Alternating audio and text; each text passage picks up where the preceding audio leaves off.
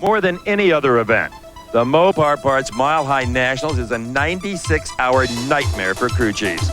Thin mountain air strangles engines, and tuning mistakes usually turn into a mass of molten metal. Aerodynamic adjustments force a tightrope walk on the razor's edge between downforce and drag, where victory can disappear in a wisp of smoke. This is a hostile environment, one where computers work overtime, but quite often it is seat-of-the-pants experience more than sophisticated electronics that crown the kings of Thunder Mountain.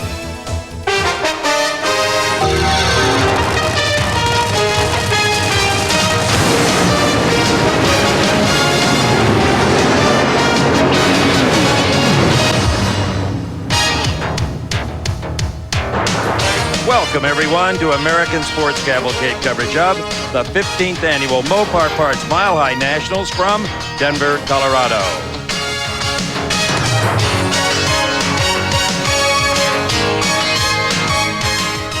The internal combustion engine is just not happy at high altitudes. Hi, everyone. I'm Steve Evans in the pit of Doug Herbert, top fuel star and winner this year on the Winston Championship Trail. Now, the power problem is not as great as it used to be. They have a surplus, actually, even at 6,300 feet as we are today. But don't think that thin air doesn't create other problems. They can't use that power. There's no downforce in this thin air. In fact, a lot of the teams are burning the center right out of the tires. They are spinning them so hard the entire quarter mile. You say, aha, but they have that big wing. Just put more attack in it. Well, after about 4 degrees, it is counterproductive. It acts as an anchor, really. So a couple of teams, Doug included, have gone to these side pods. They had them in the trailer. They hardly ever use them, but they thought, hey, we got to try something on race day. Another driver that tried them, Kenny Bernstein, but he didn't find out if they worked or not. Kenny had a very rare and very sloppy red light on the starting line. No reason. I was comfortable. There's no reason to give a direct reason for it. Nothing took my concentration away as far as, you know, a different light going on or a red stage light, or I didn't have a valve on or something. I just lost it there for a second and put it out. Another disaster in round number 1 for Joe Amato, who had a reverser brake and could not get the car to go forward to the starting line. And all of this was great news to Winston points leader Eddie Hill, who had a terrific first round at 5.02, second best only to Scott Coletta's qualifying 4.96. Now in round 1, running the side pods, Doug Herbert beat Clayton Harris, and he feels they were a definite advantage. In a few minutes, he'll go up against Shelly Anderson. Now, if the top fuel teams think the downforce issue is a problem, they had to have a nitro funny car. Right, Bob Fry? Steve, you're absolutely right. There's nothing the fuel funny car teams can do to help themselves out aerodynamically. This is Chuck Etchell's Kendall GT1 Super Winch Dodge Daytona, and if they could, they'd adjust the wing on this race car to help put more downforce on it. But the rules and regulations are set. The height, the width of this car, and the height of the wing are already preset. They can't make any adjustments once they get to the mountain. Now, Chuck Etchell does have one advantage that the other funny car teams do not have. He's got Tim Richards tuning his race car. 4 out of 5 years, Richards took Joe Amato to the top fuel championship here on the mountain, and it all has to do with the engine tuning. This might be one of the times we'll see Etchell and Richards trying to take some power out of the race cars. So if there's one advantage that Chuck Etchell has over the rest of the funny cars here at this race, it's the crew chief, Tim Richards. In Pro Stock, it was not as expected. Warren Johnson did not qualify number 1. As a matter of fact, he was a distant second to the Mopar parts machine of Scott Jeffreyon. Jeffreyon qualified with a 7:49, more than a tenth of a second in front of Warren Johnson, the current points leader. If on the way to the finals somebody stops Scott Jeffreyon, it is going to be a stunning upset here in Pro Stock Eliminator. Steve? Well, let the combat begin. Round 2 of Top Fuel will feature Doug Herbert against the recipient of the Kenny Bernstein red light, Shelly Anderson. Maybe there's some truth to that Bernstein can't beat the blondes theory, Bob Fry. Well, he hasn't been very successful in taking out Shelly Anderson in the Jolly Rancher Slick 50 team car, that's for sure. But in the interest of fair reporting, Steve, it has not been a banner year for Shelly in that car either. That win over Bernstein, their first round win of the season. And one of the real stars of the Mopar Parts Mile High Nationals is Bandimere Speedway itself. No track affords that view, almost straight down on the action. And you think it's spectacular in the daytime, you should have seen night qualifying. This place was absolutely packed. And a lot of people have driven many hundreds of miles to be here. It's kind of, well, a vacation. The mountains are here, all the attractions of Colorado. The Anderson family's not here on vacation, though. Her father, Brad, is pulling his hair out trying to make this thing run. They qualified in the 14th position, only 2 away from the bottom at a 5:30 green. As we said, Bernstein red-lighted against her round 1. Now, Doug Herbert, he qualified number 11, not bad at 5:29. Beat Clayton Harrison round number 1. But Doug is grateful just to be here. This was a month ago, the last race to Topeka, Kansas. Watch the right side of your screen.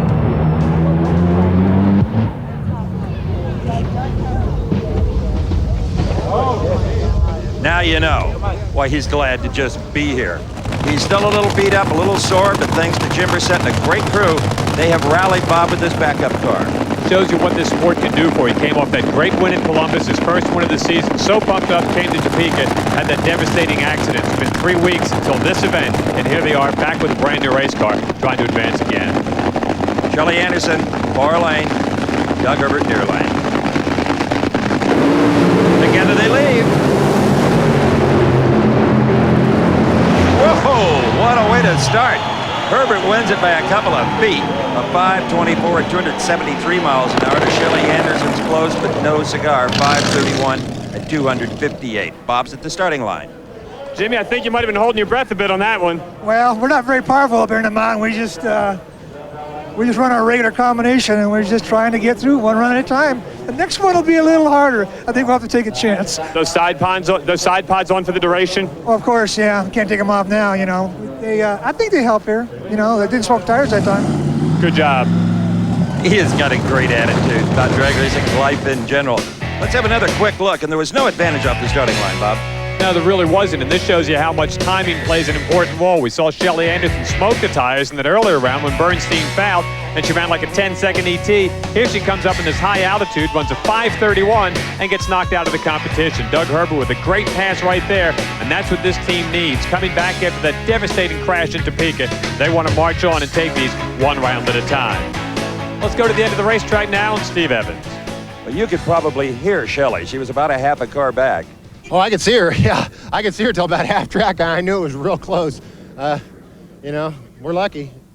And you're running good at 5:24. Was it good? Well, that's good. It's hot out here, and I don't really think the track's all that great. And so, the main thing is we're going to the next round, and I'll keep getting in and out of this car. It hurts a little bit on the old shoulder, but I'll keep getting in and out as long as we can. This is the first time our fans at home have heard from you since that horrible accident less than a month ago. How do you feel mentally and physically?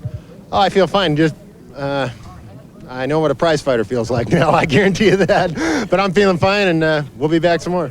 He did take a look, and let's check on those rear tires we talked about in the open. Oh, these look very, very good. The side pods are contributing, no doubt about it. Like a prize fighter that might be down but not out, that team's going to be very strong as they've advanced now to the semifinals. More action coming up as we take a look at Cruz Pedregon of the gang. They're getting set to take on what's his name? John Force when we come back. We're back in Colorado at the NHRA Mopar Parts Mile High Nationals, and that is Eddie the Thrilled Hill. He is thrilled that Joe Amato went out round 1. He is more than thrilled that Kenny Bernstein, his closest pursuer of the points, went out in round 1. And Eddie is really grabbing a hold of this Winston title chase, Bob Fry. One of the most popular guys on the circuit, and a fellow that came here a couple of years ago. Remember that old white Texan car he used to have, Steve? Came here and looked miserable with that race car. But over the last couple of seasons, he really has become the guy by which all the others are judged. Magnificent performance here with this race car. He's going to take on Ed Mccullough and the Mickey D's car out of Hemet, California. Won a race earlier this season and did it out of that number 1 qualifying position. Earlier today, took out Tommy Johnson and the Mopar performance car. And here was that race in round number 1. Mccullough over the far side of the racetrack. That is not the favored lane. Those with lane choice like the near or left-hand side. But Mccullough hooked up. Hazed the tires a little bit in the middle, but not bad at. Just drugged Tommy Johnson Jr. Shocked him a little bit, I believe, with a 5:16 at 271 miles an hour. Eddie Hill has won only the Motorcraft Ford Nationals, the Gator Nationals, the Southern Nationals, the Western Auto Nationals, to mention just 4. Well, she's only won 4. This is the 10th race of an 18-race season. And that is Lee Beard, crew chief on the McDonald's fuel car. A frustrated Lee Beard. They won the Houston race and then got this brand new car. I thought, boy, we'll really show them some smoke. Now, they have smoking tires. This car has not really worked up to their expectations. Eddie Hill, well, in round number 1, he carted a 5:02, and that is low elapsed time of the day. They're staging very carefully. They're away.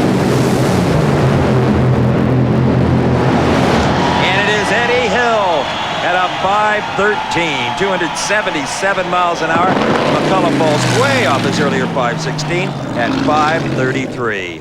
Fuzzy, you guys keep going rounds. That makes it tougher on everybody else. Yeah, we're tickled to death. The car's working real well. Eddie's doing a real fine driving job. The crew's doing their job. Everything's falling in place for Denver.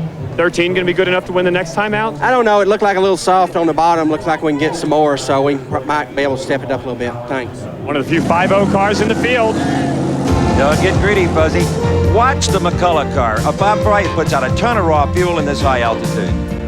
You'll see right here what to do and what not to do, especially at this altitude. Eddie's car, the Pennzoil team machine, led her perfect. No haze off the tires, and he's not dropping any cylinders. McCullough's car over on the far side, you'll see the smoke. You can almost count the cylinders as they're dying. He's gone down track.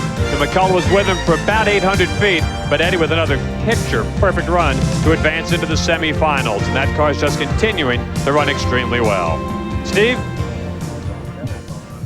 Eddie, I don't think it can be done any better than that at this time of the day at a 5:13, 277. The car just really felt good. Fuzz and the guys have been doing such an excellent job, and this is all due to Dale Rush at Pennzoil, who's finally convinced me to spend the money to keep this deal together where it'll go round after round. Thanks, Dale.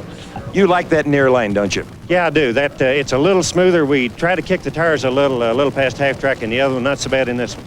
Watch out for Scott Coletta. Yeah, really. I mean, that's going to be the tough deal. I hope we... I don't even know when we get him, but he's a bad man. Can't get him to the final. Eller's been a bad man so far, referring to Scott Coletta. 5 out of the last 6 races, he's been the #1 qualifier. But Steve, that's not all it's cracked up to be in Top Fuel. Only one car all year. Mccullough at Houston, 1, coming off of that pole position in Top Fuel. Well, we've said it before, and it's worthy of saying again. When you're on the pole, as Scott Coletta is, he's racing this man here, Jim Head. You may be on the ragged edge, right on that verge of smoking the tires or having something go wrong. And you're right, so often the #3 or #4 qualifier will win one of these races with consistency, the C word. Jim Head in a car he designed himself out of Columbus, Ohio, recorded some of the best 60-foot times we've seen all year and was the #1 qualifier himself in Englishtown, New Jersey. Scott Coletta, he told me earlier, he said I'd trade all of those #1 spots for just one lousy win. And he hasn't gotten that win yet, but he, like Eddie Hill, they want to go rounds. And, of course, Coletta being a couple of points down, cannot afford to match rounds with Eddie. He's got to go past him. That's right. And there we see some more of that raw fuel, which is really normal at idle. Good start. Coletta with a bit of an edge. Coletta all over the racetrack. Head smokes the tires. Oh, my. Scott Coletta, a 5:06. At 271 miles an hour, we thought Eddie Hill's 5:13 was pretty spectacular until this 06 came up on the board. Just outstanding. Hey, Dick, when it comes to this elusive win, could this mountain be just what the doctor ordered for you guys? This may be the day. I mean, you know, it dropped a cylinder first round and run pretty good, but that's low ET of this session, and we're looking for this win pretty soon. I hope so, anyway. 96 in qualifying was awesome. Yes, it was. It was a 10th on the field, and then this is about the second low ET right here in the heat of the day. Great performance. Might be their time to win one. So the only car on the 4s here this weekend continues on. Watch Jim Head, Bob Ferrari. He's spinning the tires and dropping cylinders. You see a pattern developing here, Steve. 2 cars we've seen in the last 2 pairs. Same lane, same results. Tires, cylinders, end result, they're out of here. We're going to see 2 different ends of the spectrum here, age-wise and experience-wise, in this round of Top Fuel Eliminator here at the Mopar Parts Mile High Nationals. Rance McDaniel burning out. He's been doing this for a while. And this is the Darrell Gwynn team machine, the La Victoria Salsa machine with Michael Dunn at the wheel. Let's go down again and catch up with Steve Evans. Well, Scott, a 5:06, very impressive, considering the blower belt is nowhere to be seen. Yeah, I tell you what, maybe we're actually going to get some luck for a change here. We'll see. I hope so. Didn't hurt a part. It didn't look like it. No, it felt pretty smooth. It spun the tires out there in a little bit in the middle, but and then it quit. Belt come off. Thought, I just got rich, but we'll see. You think you might be on the edge in an 06, though? Yeah, probably. He loves it on the edge. A thoughtful, yeah, probably. Congratulations to Scott, a new proud papa, by the way, as Rance McDaniel, who took out Joe Amato in round #1. We saw that earlier when Amato had problems, and Mike Dunn over Jack Ostrander in the opening round with a good, very competitive 5:11. Yeah, Rance McDaniel was a member of the Krager 5-Second Club, established about 20 years ago. And then there's Mike Dunn, many-time funny car winner, still looking for that first Top Fuel national event. car owner Darrell Gwynn hopes he can get it today. In fact, there is Darrell Bob Fry with Mike Utley, former Detroit Lions player. Two guys that met in the Miami project, Steve, both victims of accidents and trying to whip their injury problems together. And they'd like to whip Rance McDaniel as well. And that may not be easy, except that Rance does have the less than favored lane. He deep stages trying to confuse Dunn, and that doesn't work. Mike Dunn has gone like a rocket. So Mike Dunn will advance to the Final Four at 5:14, only 268 miles an hour in this thin air. Rance McDaniel departs with a 5:36 at 264. Bob Fry? Darrell, you were giving it the thumbs up all the way. There was never a doubt in your mind. Well, you know, this car, whenever it doesn't drop a cylinder, it usually puts a number on the board. And it's tricky out here today, and I got my work cut out for us, and so does everybody on the team. But we're hanging in there, and hopefully we'll be here when the sun goes down. Don't think you're out here just showing off for that Mike Utley, are you? No, Mike Utley's going to be is our good luck charm this weekend. We're going to win for him. We'll quote you on that. Congratulations, Darrell. All right, Darrell heads back to the pits to tune his car up, and he better really tune it up because they're going to face the only guy on the fours here this weekend, Scott Mccullough. And the other half of that ladder will put Eddie Hill, the current points leader, against the red-hot resurgent Doug Herbert. Great matchup coming up right there. Steve? Well, Michael, it's nice to meet like this. A 5:14 as you pick up the pace. Well, we've been running real consistent. We just need to probably pick up another tenth to get Scott Mccullough next round. But I think we can step up. Darrell's doing a heck of a job. The crew, Brian, Doug, Chris, Tom, everybody, they're doing a great job this weekend. What do you think about that far lane? He's going to put you over there probably. I don't think there's a bump out there. We may have to do it to peak, get to the bump. I'll have my hand on the brake and may have to pump the brake one time and see what happens. But we'll probably step it up and try to get her accelerating pretty hard to that point. And I think that's the only chance we're going to have. That's why those drivers make the big bucks. Hold the brake, get it over the bump, and get it into the next round. Help of Top Fuel, we go to round number 2 of Pro Stock Eliminator. Here comes Bob Glidden, the Motorcraft team machine, 10 times. He's won the Winston Championship, and he's got Paul Rebeshki in the other lane. Well, I'll tell you, these guys really get frustrated with the thin air. They can't up the blower boost or the nitro percentage. They're pretty well stuck with what they've got. Go to lower gears, maybe a little higher compression. Glidden doesn't even do that. He basically runs a C-level combination. So it's very, very frustrating to run a normally aspirated car. As I said at the top of the show, if you've ever done any mountain driving with your own car, you know, but you think it's broken when you get to about 5,000 feet. Paul Rebeshki out of the state of Connecticut, qualified number 13 at a 769. Bob Glidden way up in the field with the only Ford at number 5, qualified at 763, and beat the always tough Joe LaPone Jr. in round number 1.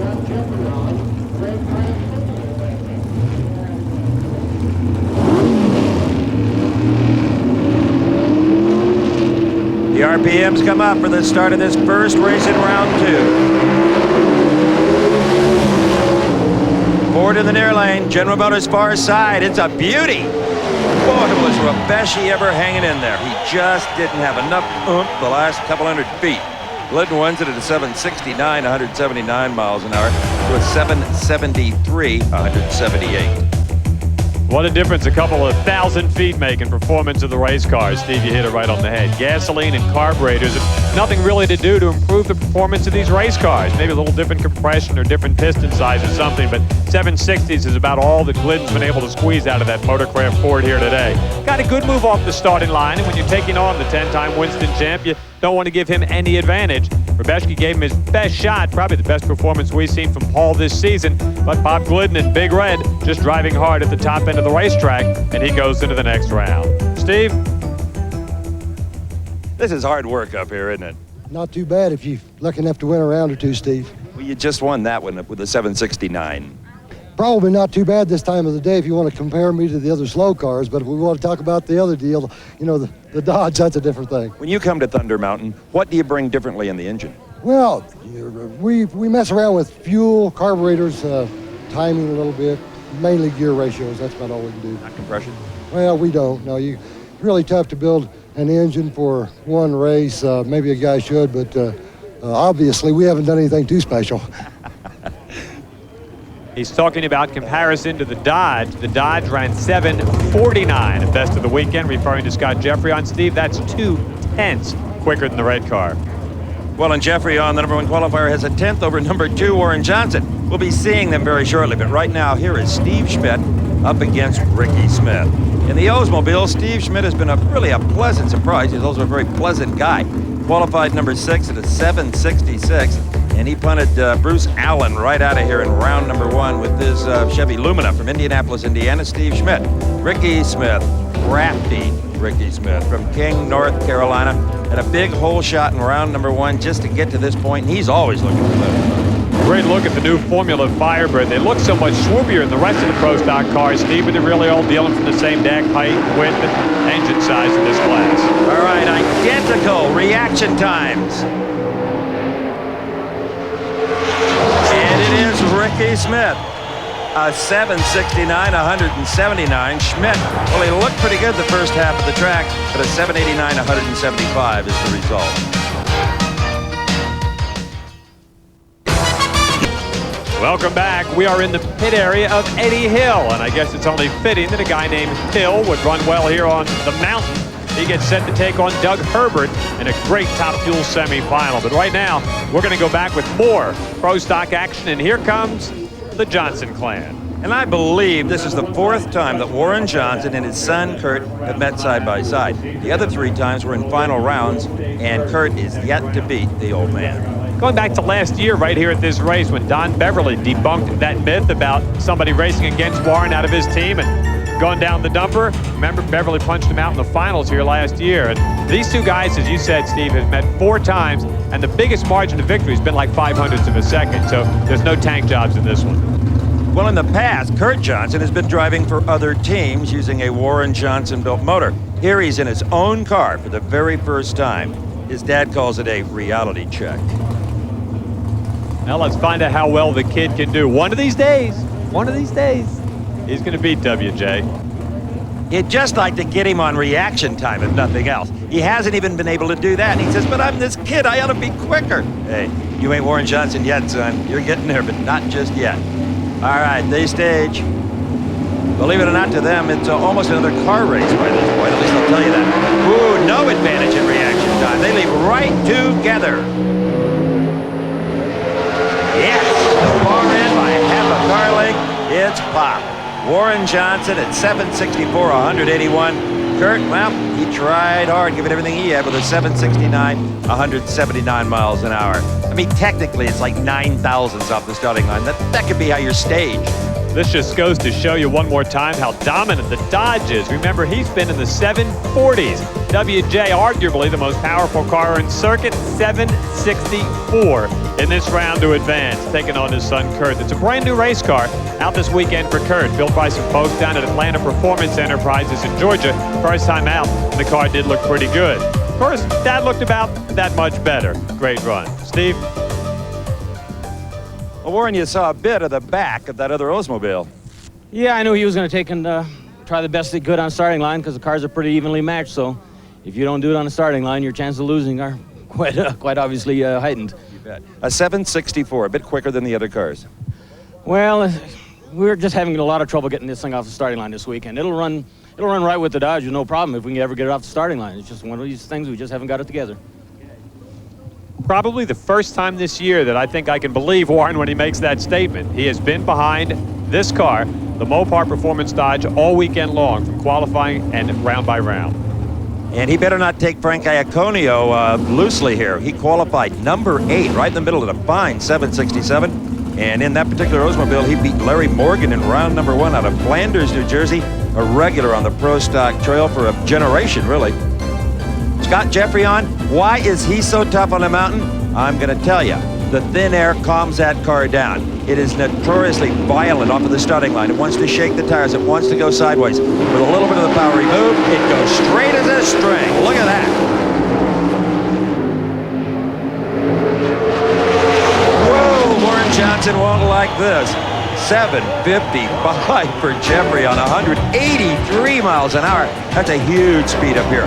Iaconio, he mustered a nice 768, 179 miles an hour, and still wasn't in the same league. It'll be a rematch of that Memphis final when Scott Jeffrey beat Bob Glidden for his first ever win in the Mopar machine, and Ricky Smith against WJ coming out of the other side of the bracket. Ought to be some matchup. WJ still chasing the Dodge, but then aren't they all?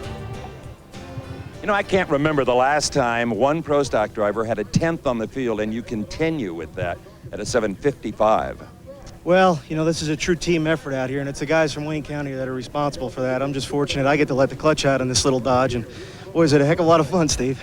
The fans are looking ahead to a possible Warren Johnson, Scott Jeffrey on final. You can't do that. You're going to take them one at a time. They can look ahead all they want. I have to look right now at my next round, and my next round, as far as I'm concerned, is my lane, whatever lane I'm in. Well, if I were a betting man, I'd bet on a Warren Johnson, Scott Jeffrey on final two. Those are the two dominant cars in this class this year. Right now, that'd be an even money bet, I think. All right, let's pick up the speed. Let's lower the elapsed time with nitro-burning funny cars, the fuel coupes, whatever you want to call them. They love them here in Denver. John Bandimere and his staff, they run a lot of match races at night here all summer long, and that's a very popular car wherever it goes. Al Hoffman over in the far side in the near lane, the #1 qualifier, Chuck Etchels. And Bob, we have to remember at the top of the show when you talked about Tim Richards, what an asset he is on this hill. Not only that, but Etchels came in here last year and went to the finals and won the event. I mean, it's a pretty tough combination. Something about different tracks or different venues that certain teams like. And, of course, Etchels really does love running well here. Al Hoffman has been very frustrated lately. He sees John Force getting further and further up the points lead. It really bothers him. Chuck Etchels told me yesterday, I think I could be #2 in points. Realistically, I can't catch Force. But if we can get on a roll here, we could be #2 at season's end. And that's worth, what, about $40,000 extra? You need to pick up a couple of rounds per race on John Force. You're not going to be able to make up that much ground picking up just one round at a time. You got to hope Force goes out early, and that doesn't happen very often. Al Hoffman's crew worked until midnight repairing the left front corner of the body. He lost traction so badly in that lane he's in now that he crossed the center line, hit the timing apparatus, and really took a licking on the fiberglass. Good start. Whoa, and Hoffman again smokes the tires. Etchels smokes the tires. That's not engine smoke, folks. That far down the racetrack, that's burning rubber. Etchels at a nice 543. Even smoking the tires at 270 miles an hour, and Hoffman just coasts on through. Bob? Tim, you guys are kind of the talk of the town here after that qualifying run, and most of these guys think you got more left. Well, there's plenty left, but the track isn't going to take it. It's just a matter of who's going to get down this track and who isn't. If you get a little too greedy, it's goodbye. Those dragsters put those pods on to help stop smoking the tires. What can you guys do? Nothing. We're going to have to back some power out of it, and that's all we can do. Not too many times do you hear Tim Richards say we're taking power out of it. Or smile that much, or run that hard. He obviously likes working for Chuck Etchels. Well, here's the Mike Dunn pits as they get ready to face Scott Coletta. They need traction, they need horsepower to deal with the #1 qualifier. There's a good look at the Pioneer Entertainment Team Machine. This is Tommy Hoover at the Mopar Parts Mile High Nationals. Bob Fry and Steve Evans. And Steve, round #2 of Fuel Funny Car, or the class called Can Anybody Catch? John Force. Well, I would tell you, Kenji Okazaki was most impressive in round #1. He went down this racetrack straighter than anybody else, and straight equates to a reduced elapsed time. Jim Dunn, who actually owns this car and leases it to Kenji, snapping the hatch down from Tokyo, Japan, muscle car dealer, super neat guy. His English is a lot better than my Japanese. Tom Hoover, well, he speaks with horsepower out of Maple Grove, Minnesota, and I think this is the sleeper in the field. Tom Hoover. He has been clicking the car early, not abusing parts, and still running very competitive elapsed times. If he decides to unleash this thing, either here in Denver or maybe at the next race in Sonoma, he could be a winner for the years out. His best performance since Memphis when he went to the finals. Qualified #3, and I agree, this car's got a lot of power. Buster Couch looking him over. They're set. They're gone. Kenji away first. Hoover loses traction. It is Kenji Okazaki, a 562. Well, he fell way off from his qualifying pace of a 549 and no speed at all, 255 miles an hour. Hoover departs with a 568 at 249. Like I said, not a doubt in my mind that Kenji Okazaki was going to win this race. Hoover had a very good start, and it's not till about half track that the problems start to set in. They were dead even as they went to the 8th mile mark, and Kenji Okazaki and the Moon Eyes Team Machine going deeper into the field than he has so far in his career. Look at that, all the smoke on the far side, a lot of tire smoke and some engine smoke out the right bank, and that spells trouble for Tommy Hoover. So Kenji Okazaki and the Jim Dunn combo into the semis. Kenji had fell off just a little bit, slowed down to a 563. Okay, I accept that number. It sounded like, and we saw a little fire out of the left-hand side. Did you feel anything there? No, I didn't feel anything. Well, Big Jim Dunn will tune it up. We know that. Okay, yeah. Thanks. Good job, Genji. You're right, Steve. His English is better than your Japanese. No, it's better than my English. That's even worse. Here you go. Here's the Castrol GTX team machine. This is Winston Champ 2 years ago, 3 years ago, but not last year, and he's not happy about that because the guy that won it last year's in the other lane is John Force against Cruz Pedregon. Oh, yeah. Force has won an unprecedented 7 national events this season. He's got a huge Winston points lead.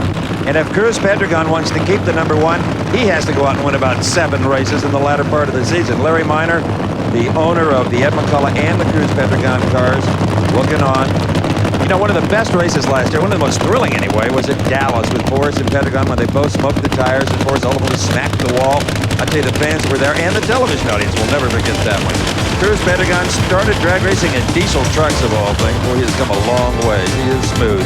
John Forrest, has there ever been a better funny car driver? Probably not. They've had a couple of races this season when that Mickey D's car ran like a diesel truck, though, Steve. I mean, they have struggled since early in the season when they were the class of the field performance-wise. They've raced Forrest 4 times this year and have nothing to show for it. You're absolutely right. Forrest has lane choice, everything in his column. You're riding with John Forrest. They both lose traction, and Pedregon is the survivor. Cruz Pedregon at 562 to Force's 565. Force had a teeny-weeny hole shot, but that wasn't enough. Nope, teeny-weeny's not going to beat the Cruiser very often. That hole shot, by the way, just 9/1000ths of a second. John Force first out of the starting gate as he has been almost every race so far this year.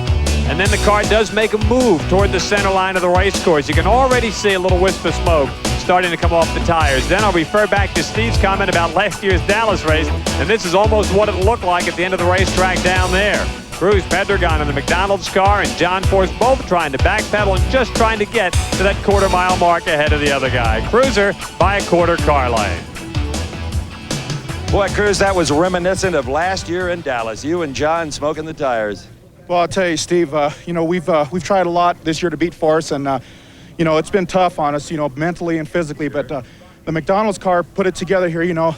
That's part of the game out here. It's tricky out there, and the crew chiefs and the guys are doing a good job. You got to quit smoking the tires if you want to win, though. You know that. Coming into this deal, we talked, Mike Green and I, and we said, you know, we can't smoke the tires if we want to win, and that's holding true, but Force evidently did the same thing. You both went for it is what happened. I appreciate it, Steve. Thank you. Come on, Cruz, happy up a little bit. You just put away John Force, and that's one of the big goals for your team. You want to stay in this Winston Championship points chase, you got to go round.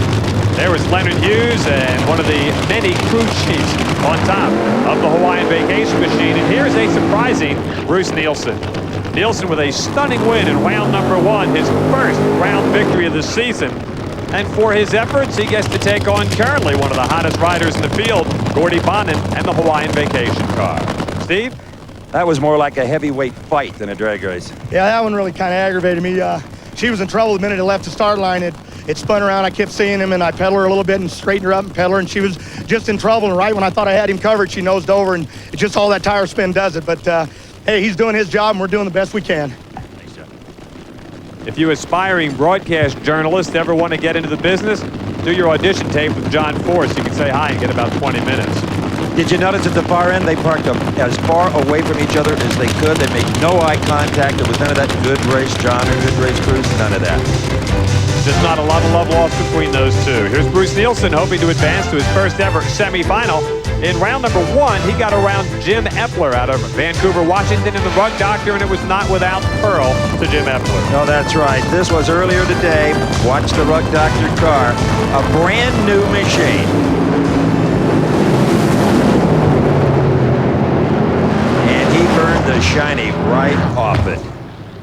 Physically, Jim Epler is okay, even smiling, but as you look at your brand new car, you got to be, well, grief-stricken. Well, I really am. Have all the Rug Doctor people out here this weekend at Safeway and trying to do a good job for them, but I don't know why I let go, but well, see what happens, try and get back together for Sonoma. Well, you did a good job of getting it to the safety safari. Yeah, I just a little trouble getting out of it, but take a little too much smoke. Let's hope this brand new chassis isn't too badly hurt. Bodies are fairly cheap. They are screaming mad at more than dirt after that run, Steve. You can bet on it. Those things hurt the pocketbook. So Hepler's explosion allows Bruce Nielsen to face off with the Hawaiian vacation car and Gordy Bonnet. Gordy is just a super funny car pilot. He has a knack with the controls. He can just get a car down almost any racetrack. Ooh, Nielsen does a little wheel stand. That unloads the tires. They smoke. Gordy blazes them through the light. Gordy Bonnet will go to the final four. And decent numbers considering the traction available at 545 at 273 miles an hour. Bob Fry is down with one of the crew chiefs. Rolling a 45 compared to what we saw that round. That's a great run. Well, Etchels ran 43 and we got to race him next round. So we lost lane choice, but we'll see. It ain't over yet. Is that really a factor here, the lane choice? It didn't seem to be yesterday, but today's another day. Thank you. Yeah, I think it's a huge factor right now. All right, when we get to the final four, you're going to see Chuck Etchels over Gordy Bonnet. As Roland just pointed out, Etchels has the lane choice. Etchels already smiled about that. Cruz Pedregon against Kenji Okazaki. And Okazaki has the lane choice over the McDonald's car. Simply amazing, some of the stuff going on here today. Here is Chuck Etchels up against Gordy Bonnet. Etchels would appear to have just about every plus you could ask for in this particular situation, Bob. Except a K. He needs a K on the side of that name there. The car went so fast he blew his own K off. All right, Gordy Bonnet in the far lane. You heard Roland Leon tell Bob earlier we're going to hop it up a little bit, but we're really worried about that lane. Good start. Look at Bonnet go. Oh, Bonnet. Did he cross the center line? There's a good chance that Gordy Bonnet, even though he got there first, could be disqualified. A 560 at 240 in the work. No, he did not cross the center line. You be the judge. Watch this again. Great move on the starting line. Bonnet out by a quarter car length. You'll see the smoke start billowing off the Kendall GT1 Super Winch team machine.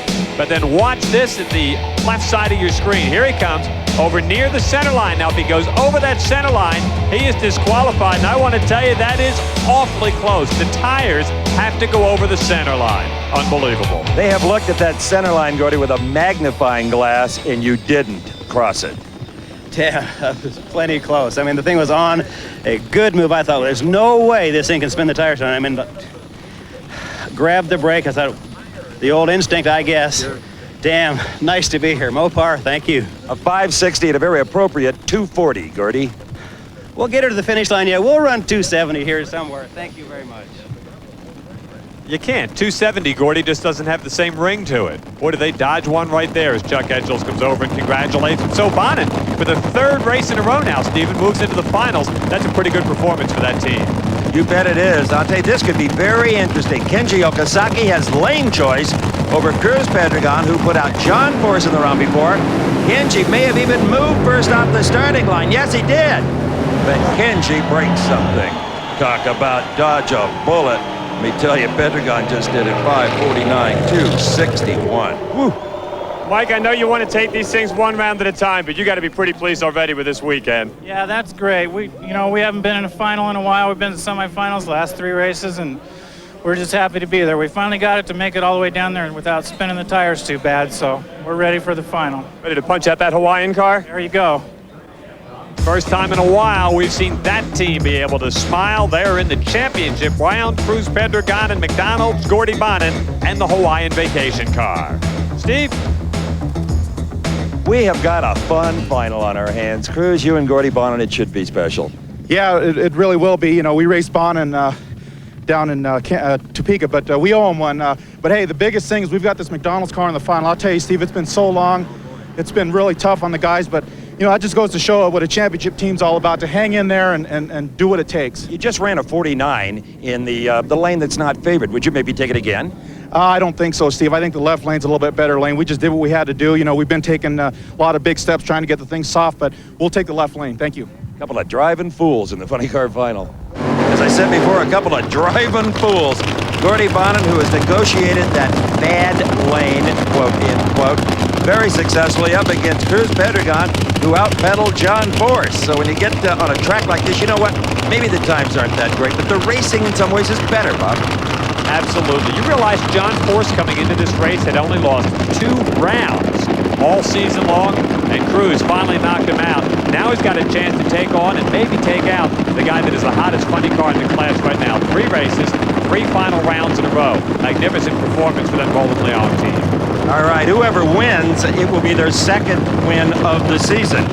Pedregon is the guy that seems to want it most from a point standpoint, because Bonin didn't join the Tour until we were already in a few races. So this is Pedregon's chance to assert himself and maybe give Force some more nightmares. Roland Leong holding Gordy Bonin. I don't know if I would like to stand right there. Steve, these are 2 of the most businesslike, professional, methodical, meticulous crews we have in the sport, and maybe that's why they've both done so very well. Oh, I think you're right. And the drivers here need a lot of credit. We give so much of it to the crew chiefs. I'll tell you, both of these boys wouldn't be here if they couldn't handle these machines. Pulling the brake, every trick in the book, especially Gordy Bonin to get down that lane. Good start. Bonin's ahead. Whoa, Bonin almost tags the wall. And Cruz Pedregon wins the Mopar Parts Mile High Nationals with a final shot of 5:48, 263 miles an hour. Mike, the game plan is win the race, smile, and look happy. You can lighten up. It's just a lot of pressure, you know, but it's so great. We went out there and repeated 2 runs in a row, and I've had some hardship. My family, my brother died this last week. I'd like to dedicate this race to him. You know, all the guys, they did a great job. Larry Miner, McDonald's, everybody sticking behind us, and this is the first of many in a row, hopefully. Watch Gordy Bonin on his Aloha appearance here. That car is incredible in the right lane, almost unmanageable. Almost went over the center of the track in the semifinals. That would have been a move to the left, and here already he is starting to veer to the right where that wall looms. Now when it comes to that wall, you can win or lose. You just don't want to tie, that's for sure. Up in smoke go the tires and his chances for a win here at the Mopar Parts Mile High Nationals. Cruz Pedregon, second win of the season. Steve? Cruz, it looks like the Big Mac is back on track. Well, I think so. You know, Steve, it's been a long time since we've been in the final round. It's good to be here. It's great to win these races. But I'll tell you, without our sponsors, McDonald's, Larry Miner, who's here helping us, working with us, Oldsmobile, Goodyear, Coca-Cola, all the people at McDonald's that are watching this, and Coca-Cola, they're affiliated. I want to say hi to everybody. Thanks for supporting us. That was a good race till Bonin lost traction. Yeah, it was. That Gordy Bonin Hawaiian Vacation car is a tough car. They're going to be tough next year. But we had our hands full, but we just try to run our own race. Big change next weekend. Sonoma, California, the Autolite Nationals, sea level or below. We're looking forward to that racetrack there. The 4-second barrier still needs to be broken. These funny cars, who knows what might happen there, but that's my home track, and want to say hi to everybody at home. And thank the fans for supporting. It's been a long season so far, but we're back. And our hearts go out to Mike Green and his family. Nothing can soften the blow, but our best wishes are with him, and congratulations to the team today. Well said, Bob. All right. And then there was one. This is the Top Fuel final. Mike Dunn and Doug Herbert. To be very candid about it, Doug Herbert is a lucky guy to be here. Well, to quote Dick LaHaye, life's a big luck bank. Yeah, what a great line. Both these guys have done some tremendous driving, particularly Mike Dunn, who'd been saddled with that opposite lane throughout eliminations, really. And now he has the pick, and you bet he got out of it.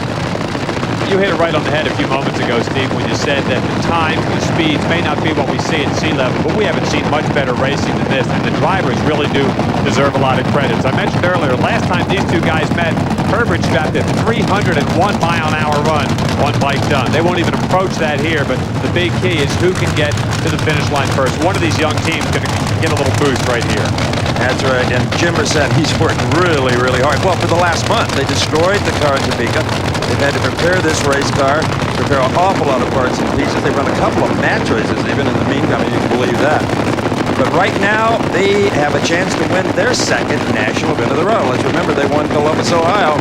Mike Dunn could join the very elite group of drivers who have won in funny cars and dragsters. Can he do it? We're going to know in about 5 seconds.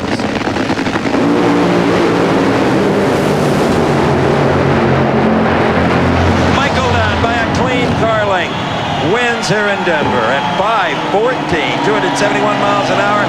Doug Herbert, the 5:24. He was there at 269 miles an hour. Mike Dunn, boy, what a super drive today. Nothing flukish about it. He just drove away from Doug Herbert. 5:14 for Dunn. Herbert 5:24.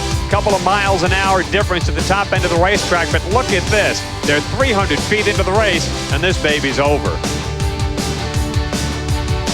Mike Dunn just driving at the top end of the racetrack. And to Darrell Gwynn and the entire team, way to go. Out of the picture, Doug Herbert. Good job. Oh boy, do we got enough time? Force ain't in the final, so I have a little more time to talk here. I want to thank everybody. I mean, La Victoria, Bob Tankless, Frank Euro, they're out here this weekend. I mean, this is great. McGuire's, Jack Swan, Rich McCullough, Kendall, Mopar, of course, Larry Henry, all the guys out here to come here and win their race. One of our sponsors, that's great. I want to say hi to my little girl, Samantha. Daddy loves you. I'll have to get you another present. I want to say hi to all the guys back at EB Able Construction. Todd and Tyler, love you guys. I don't know what that means, but they say it's all right because we got a Democrat in the office now. The crew, what a great job they did. Brian, Doug, I mean, Tom. Congratulations, we gotta go. Sure, cut me off. I wonder if we have to give equal time now after that comment about the president. Congrats to Darrell Gwynn, Mike Dunn and the team for winning in Top Fuel. Cruz Pedregon, McDonald's and Funny Car. Bob Glidden and Motorcraft in Pro Stock with that Ford. A great race here at the Mopar Parts Mile High Nationals. For Steve Evans, I'm Bob Fry. Thanks for being with us. The executive producer for American Sports Cavalcade is George E. Orgera. The supervising producer is Tom Gee. Produced and directed by Mark Kuchin.